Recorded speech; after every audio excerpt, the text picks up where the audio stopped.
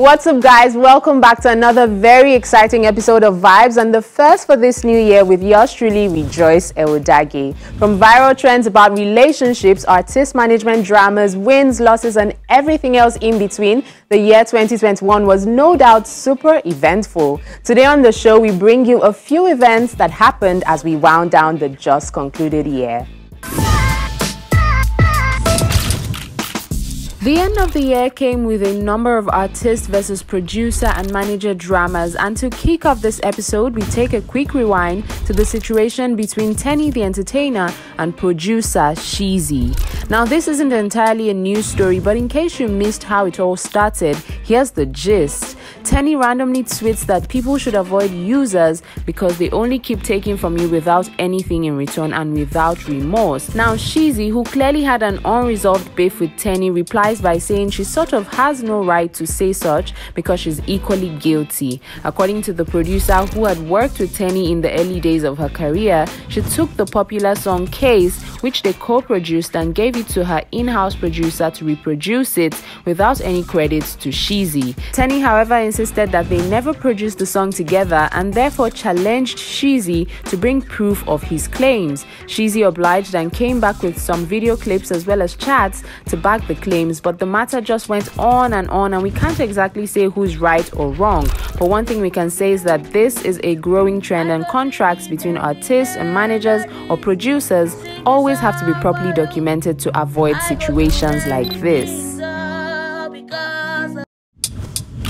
At number 4, we move over to Ghana, where Shatta Wale has been going off on a series of rants about how Nigerian artists are not grateful enough for the support they get from their Nigerian counterparts. The rant started after he sold out a show on Sunday night. According to him, many had said he would never be able to fill out a stadium, but then he did so without the support of any Nigerian artist. While most have ignored his comments, some other entertainers have reacted, insisting that his comments are not only hateful, but a far cry from the truth, because all Africans are one.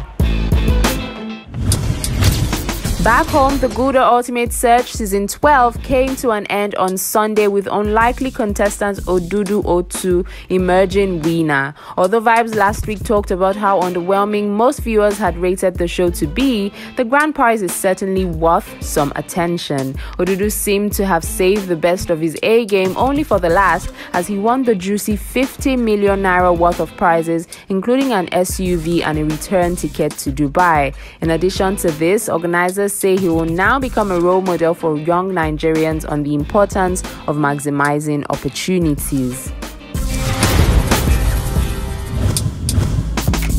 Now, for all those who had been asking for the whereabouts of social media sensation Gloria Oloruntobi, popularly known as Maraji, well, she's fine. However, she has some interesting life updates for you. So Maraji had been away from the spotlight for most of the year, and in a video in her YouTube channel, she revealed that she had taken a break because she had a surgical procedure called hemorrhoidectomy after years of suffering from hemorrhoids. While she was healing from that, she also got married, moved countries, and shortly after, to her own surprise, she got pregnant. Quite some quick changes there, but we wish her all the best on her new journey.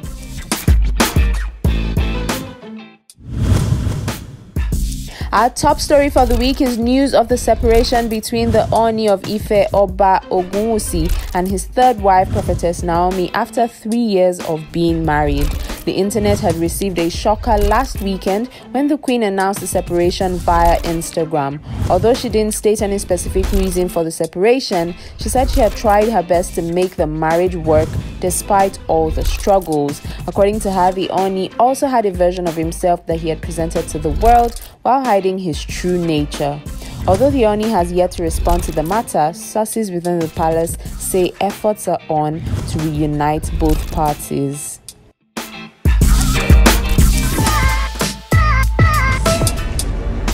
Over to movies. Marvel Studios' latest hit Spider-Man No Way Home has officially broken a worldwide box office record after it crossed the $1 billion mark.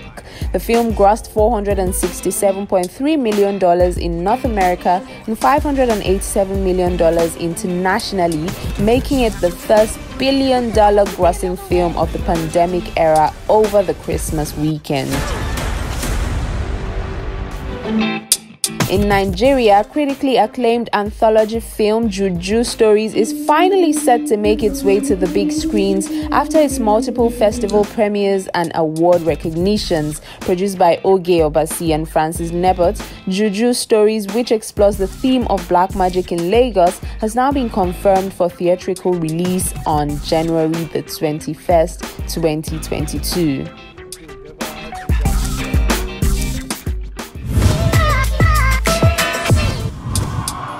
And in music, Tems delivered a magical experience at her headline concert in Lagos at the weekend, giving fans a never-before-seen night of undiluted live performances. Meanwhile, after a series of now-resolved misunderstandings and social media drama, upcoming artist Portable has now dropped the visuals for his latest song, Zazu.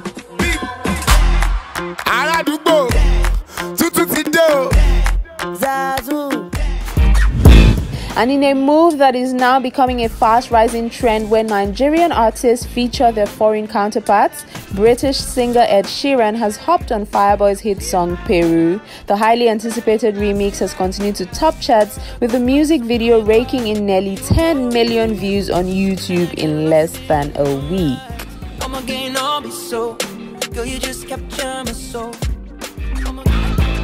Big moves there by our Nigerian artist, and we can only hope that 2022 is an even bigger year. Thanks for sticking with me on the show today, and I hope you enjoyed every bit of it. As always, keep the comments rolling in and let us know what we missed, as well as what you might be looking forward to in this new year. Until next time, it's love and light from me to you. Happy New Year.